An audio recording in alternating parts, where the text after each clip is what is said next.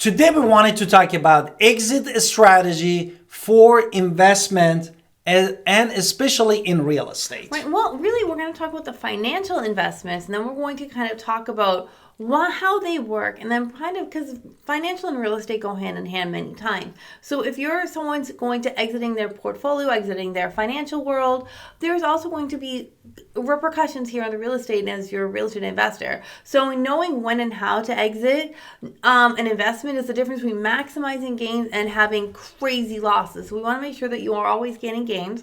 You want to make sure that you're scaling your portfolios. We want to understand that there's nuances in various exit strategies that we choose, especially in financial ways. And then we're going to talk about how that reflects into our real estate world. And it's going to be exciting. So let's go in. Let's delve. Exactly. Therefore, we first need to understand the exit strategy. And exit strategy really refers to the methods that you use, that an investor uses to withdraw from one kind of investment or liquidate their position in their asset. And the goal is really that this exit work very efficiently. How we can work it efficiently based on our goals. So you want to achieve your desire, you want to hit your goal, and then you want to make sure that the profit is there, and then you're going to, once you've reached it or it starts going down, it's time to really consider an exit strategy. So when to consider accomplishment, you hit your goal, the investment met or exceeded your goals, it is probably time to go. What's another one? Next one that you wanted to have is changing market condition. For example, in real estate, you should see what is the new market trend is, or if any economy growth factors come to play, and then how is the performance your investment based of these market changes. Hi, it's Alan Victoria. Welcome to our channel and podcast. And if this is your first time in our podcast and YouTube channel, make sure you subscribe and get notified. Also, you call text all the time, 252-327-3357. We love talking to you. Don't be shy. Also, grab our buyer's guide and seller's guide in the description below. The next one is going to be your opportunity cost. Opportunity cost is what you didn't pick before. So the capital might be better in another option, another choice. So it might be invest better in a better risk, a higher performance.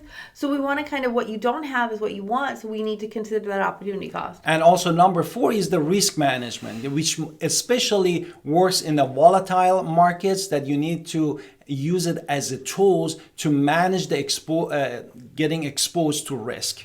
Okay, so let's talk about sell-offs, right? Number 1, sell-offs. The most direct method of leaving is simply just selling off your assets in the marketplace. It is immediate, it is liquid, it is simple. You might get fees with this. It might be capital gains, it might be transaction fees, it might be a market price if the stakes are large, but really you have the choice in financial and in real estate to just sell it. So you can just sell the home and be done with it. Exactly. The next exit strategy options is really merger or acquisition.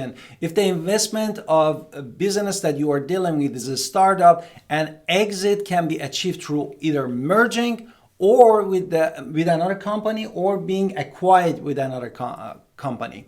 And here the pros is yield a higher return. That is the pros. And the cons is a complex process and involve negotiation, due diligence, and also you need to make sure that it's aligned with your timeline. So basically we see this a lot in investors where they're kind of, selling their business solely to another person. So this person is brought on as partner first, and then typically they're taking over the business as the other person is leaving, and they're putting more investment in there, which happens a lot in the real estate investment world. So let's talk about the next one, initial public offering, your IPO.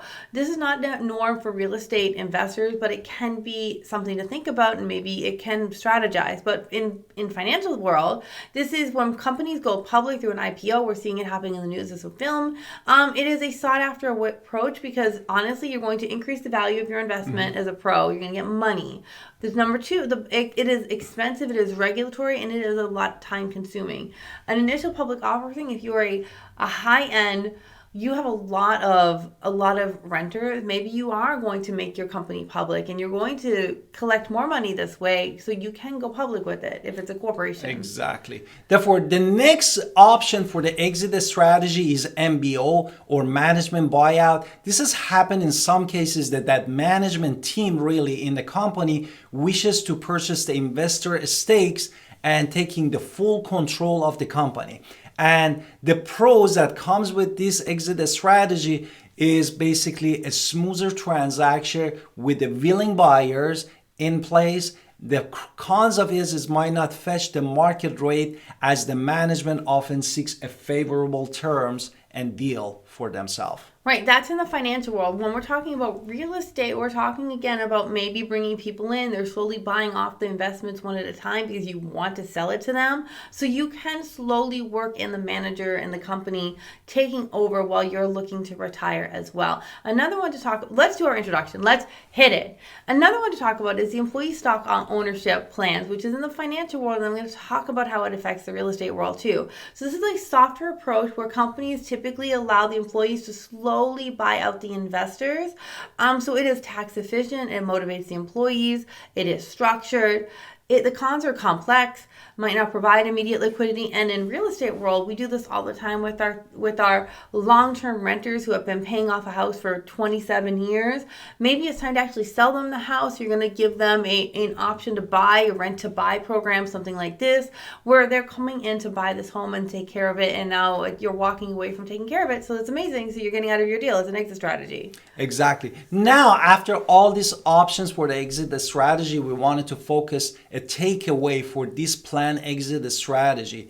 And really the first step or first thought is setting a specific goal, really defining your clear target returns for your investment, and also identifying the right time to exit for your exit strategy. Number two is staying informed. You want to stay up to date with the market, up to date with the news, and how is this going to affect your performance in those investments? Exactly. The next one that is super important is understanding the cost. Really be aware of all fees of the transaction, the tax implication, and also talk to also the expert like your CPA or people that managing with you that they help you with the thought process of exiting and strategy. Which brings me to mind, which is seek professional advice. So make sure that it's financial advisors, real estate advisors, and they are all part of your planning your exit strategy well. Exactly. And the number 4, which is super important, or number 5, Number 5 is really diversification. Diversification is super important because a diversified portfolio really it can use as a strategic planning for reducing the risk of your investment, and you need to pay close attention to that. So in closing, what I'm going to say is an exit strategy is part of your beginning. When you go into an investment, you have to come into an investment understanding that we're coming out of investment. There's no such thing as a job that we take for 50 years anymore. I don't know what that was, maybe true in the 1940s. I don't know. But right now, we definitely don't have those jobs and we don't have those investments. So these are not forever investments. We want to have the strategy coming in, have market insight, have patience, time the market. But you really, how do you come up with your exit strategy? Staying up to date, staying knowledgeable, staying sharp. So if you can stay sharp, it's going to help your financial growth, your real estate growth, and it is part of your beginning. So make sure that your exit strategy is right there embedded at the beginning. And we love to help you. Alan Victoria Pinder, real estate agent, and helps investors too. And also, don't forget to call us at 252-327-3357 and also watch all of these videos here.